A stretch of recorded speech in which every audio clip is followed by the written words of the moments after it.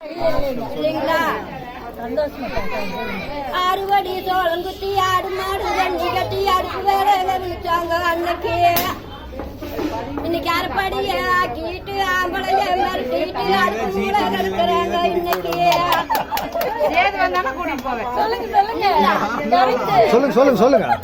கம்மஞ்சோறு சோளத்தோறு கருகி போன தீபச்சோறு கரைச்சு நல்லா குடிச்சாங்க அன்னைக்கு. இன்னைக்கு காப்பி கடை இட்லிய கழுத்து மட்டும் தின்னு போட்டு களிய கண்டா முறைக்கிறாங்க இன்னைக்கு. அதுக்கெல்லாம் நாங்க ஒரு சாப்பிட்டு கிழிச்சு போனா தைச்சு போட்டுருது முகம் தைச்சுதான் போடுவோம். கண்ட துணி வீத்த துணி பொறிஞ்சு போன வீத்த துணி பொறிஞ்சு நல்லா கட்டுனாங்க அன்னைக்கு.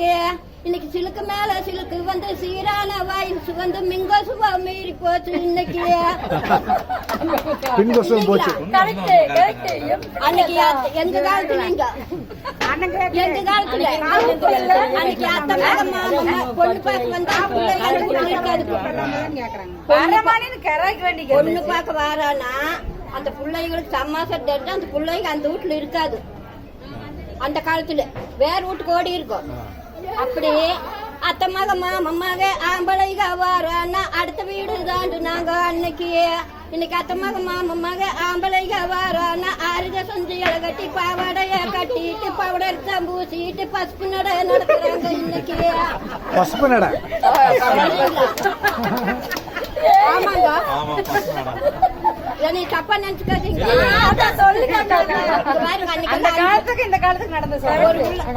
அஞ்சு புள்ள 6 புள்ள இருந்தாலும் கூட ஒரு பையன் வேணும்னு பழனிக்கு 12 அமாவாசை போனாங்க. 12 அமாவாசை போவாங்க. அன்னைக்கு 5-6 பிள்ளைங்க இருந்தாலும் ஒரு பையன் வேணும்னு அன்னைக்கு அவ்வளவு 10 உருப்படி பெத்தெடுத்தாங்க. இன்னைக்கு எப்படின்னு தெரியுங்களா? இன்னைக்கு அன்னைக்கெல்லாம் புள்ள குட்டி வேணும்னு கோயம் போனாங்க கும்பிட்டாங்க சாமிகளை அன்னைக்கு. இன்னைக்கு புள்ள குட்டி வேண்டாம்னு ஊசியத்தான் போட்டுட்டு உயிர் போக நடக்கிறாங்க இன்னைக்கு. உண்மைங்களா இல்லையோ? இன்னைக்கு அந்த பிள்ளைக்கு பலனா இருக்குதுங்களா?